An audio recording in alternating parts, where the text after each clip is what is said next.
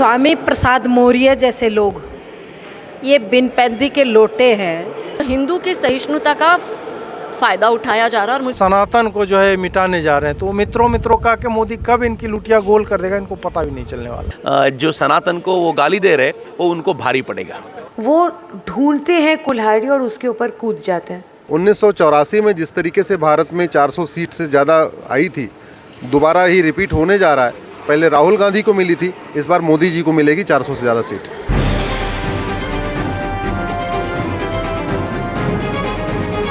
वंदे गुजरात, बात गुजराती।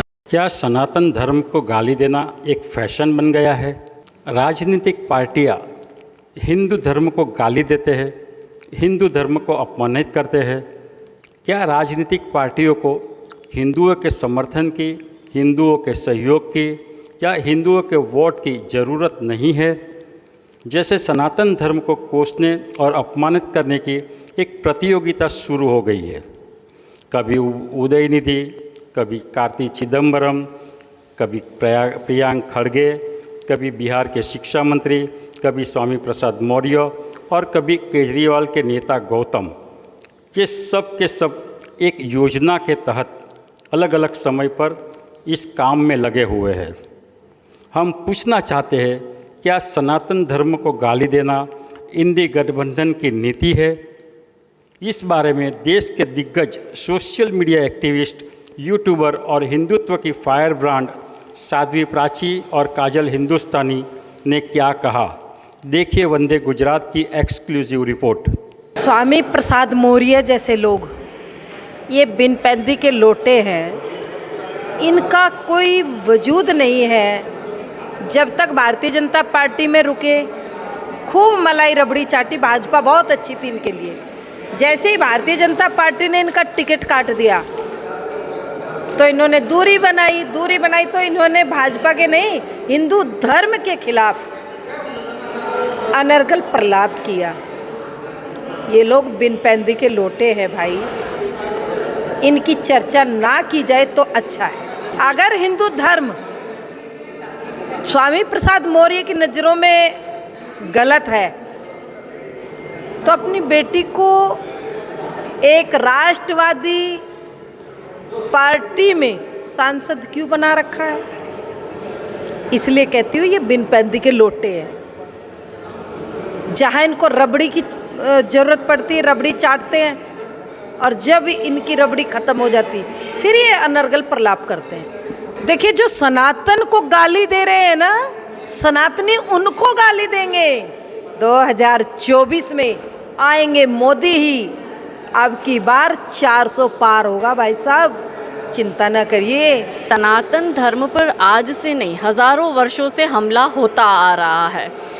महत्वपूर्ण ये है कि अब वो लोग, पहले तो क्या है कि इस्लामिक आक्रमणकारियों ने हमला करा, फिर ईसाई ब्रिटिशर्स ने हमला करा। अब प्रॉब्लम ये है कि इस देश का खाते, इस देश में रहते हैं 80% मेजॉरिटी हिंदुओं के देश में रहते हैं, हिंदुओं से ही वोट लेते हैं और फिर हिंदुओं को ही ख़त्म करने की बात करते हैं, उसके एथनिक क्लिनजिंग की बात करते हैं, उसके जेनोसाइड की बात करते हैं। तो ये चिंता का विषय है। देखिए, देश की जनता भी कई हद तक जागरूक हो चुकी है। ये इनकी तिलमिलाहट है। कहते हैं ना कि दिया जब बुझता है तो उससे पहले बहुत ज़्यादा तिलमिलाता है। देखिए, फंडामेंटली हम लोग सहिष्णु लोग हैं। हिंदुओं ने आज तक किसी पे आक्रमण नहीं किया, ना वैचारिक ना फिजिकल कहीं पे किया, तो उसी का मुझे लगता है एक तरह से लाभ उठाया जा रहा है।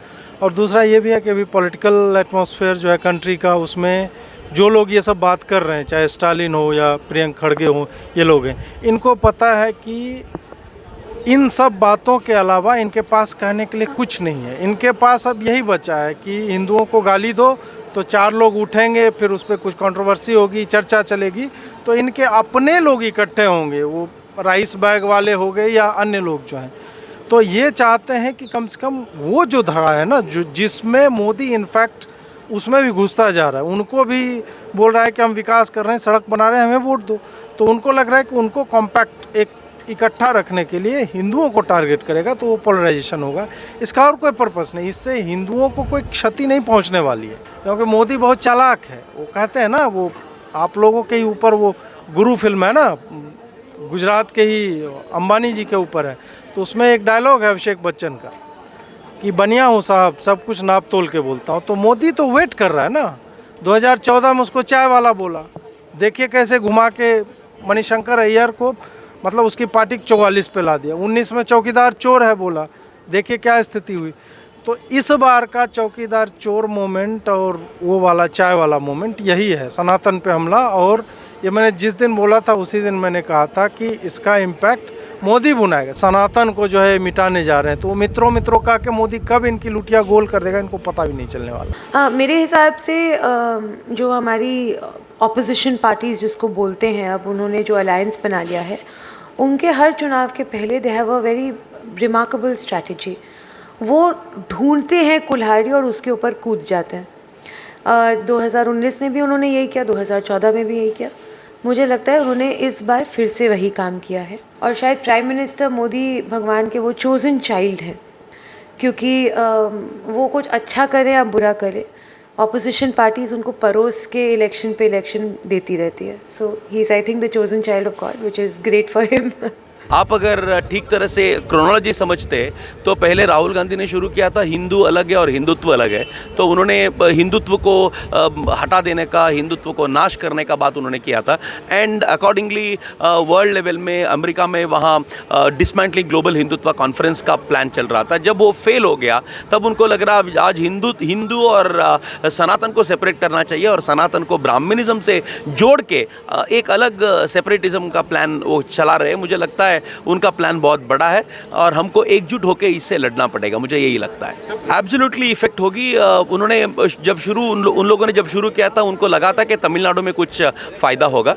वहाँ से जब आज वो बाहर निकल रहे तो उनको लगता है मध्य प्रदेश में उसका घाटा होगा, उनको राजस्थान में घाटा होगा। तो वो आसानी से उसको दबाने का प्रयास भी करेंगे और तमिलनाडु में उसको यूज़ करने का प्रयास भी करेंगे। जो सनातन को वो गाली दे रहे वो उनको भारी पड़ेगा। मुझे लगता है कि 2024 का जो इलेक्शन है एक ऐतिहासिक इलेक्शन होने जा रहा है और इस बार 1984 का रिकॉर्ड टूटेगा। 1984 में जिस तरीके से भारत में 400 सीट से ज़्यादा आई थी, दोबारा ही रिपीट होने जा रहा है। पहले राहुल गांधी को मिली थी, इस बार मोदी जी को मिलेगी 400 से ज़्यादा सीट।